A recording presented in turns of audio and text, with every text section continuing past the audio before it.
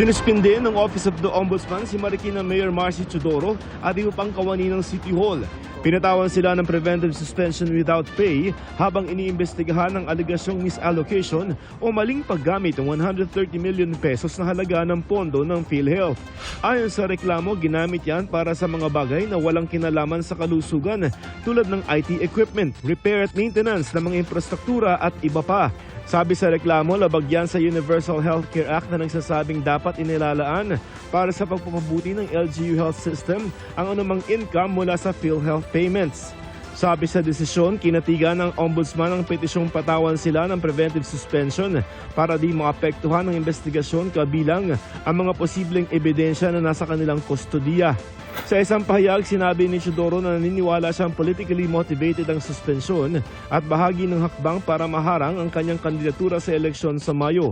Gayunman, mananatilian niya siyang kandidato at hindi magpapasindak. Aniya, kumpiyansa siyang malakas ang kanilang depensa at mapapatunayan nilang walang basihan o merito ang mga aligasyon. House Impeachment Prosecution Panel hiniling sa Senate Impeachment Court na maglabas ng summons kay Vice President Sara Duterte para sagutin ito ang Articles of Impeachment. Ang basehan nila ang Rules of Procedure on Impeachment Trials na inadopt ng Senado noong 2011.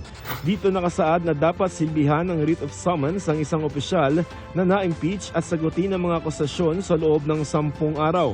Nilinaw ng House Prosecution Panel na hindi naman ito pinipressure ang Senado pero ayaw raw nito maakusahang lumalabag sa konstitusyon.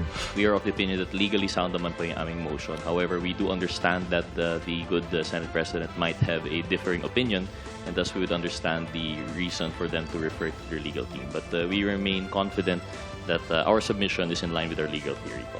Ayon kay Senate President, natatayong Impeachment Trial Court Presiding Officer Chis Escudero, ire-refer niya ang pleading sa Senate Legal Team para mapag-usapan nila bukas.